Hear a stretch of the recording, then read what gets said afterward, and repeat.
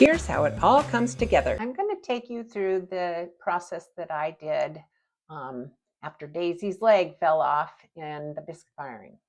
So I used Amico Bisque Fix, and here I am working on it. I'm sanding it smoothly, trying to get it ready so that I can put a glaze.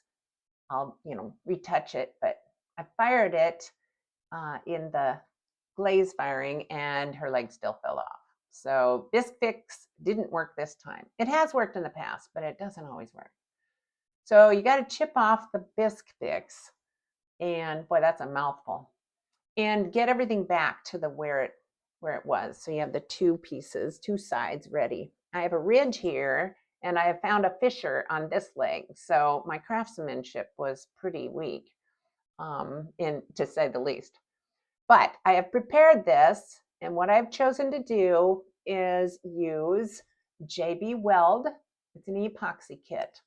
And I'm going to attach the two legs by using this, because the one leg isn't really off yet, but it could be. So you have the epoxy. I use cardboard because it's going to ruin whatever surface you're going to mix on. And these are my tools I'm going to mix with. Just things I find around. That was in a student's ceramic kits. You'll definitely need gloves, and you don't want to get it on anything. I'm just showing painter's tape because you may want to use it to secure something. Daisy's leg could prop up, so it was not necessary. So you have to mix equal parts, as I've mentioned, and you want to stir that very well. So it's really, really mixed. So mix, mix, mix, mix. I'm applying this with that one spatula-like tool. Get it on in all the nooks and crannies. Not too thick because you got to make it fit. I have to put it on thickly though once it's attached because I'm missing fragments. So it's not smooth. I could have spent a lot more time making it smooth. Here I've made the strength or the attachment stronger on the fissure of the other leg. And it's a 4 to 6 hour window of moving it around, but it was pretty set up pretty quickly. And I've decided I would leave it alone for 24 hours to let all of this connect properly and sit. So you must use a dust mask when you sand it smoothly.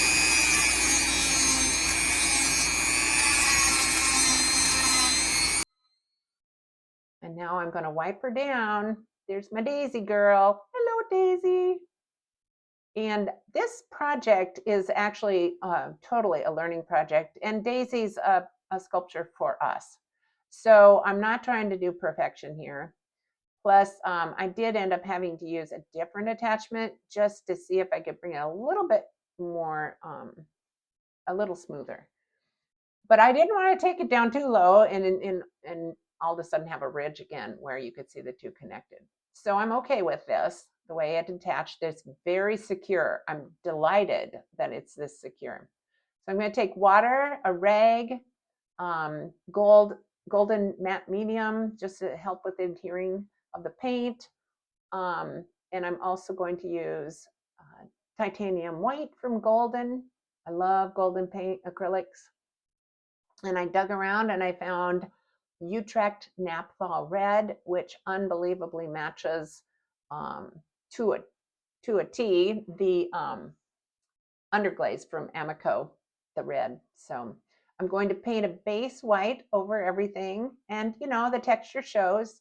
Like I said, it was more of a learning process, and I hope you're learning how cool this product. So the white is pretty extreme here, and I need to mix up to yellow it down and just have it blend. And so I yellowed it down, which was too yellow, but I added a gray. Looks a little funky here, but when everything's all done, you'll see how nicely it turned out. Now that Naphthol Red is my next thing. And just look how nice that blends. It just is like the same red tone. Beautiful. And she's funky. She's a funky little girl. So her t-shirt doesn't have to be, she's a cartoon. So here it is. It's blended so well.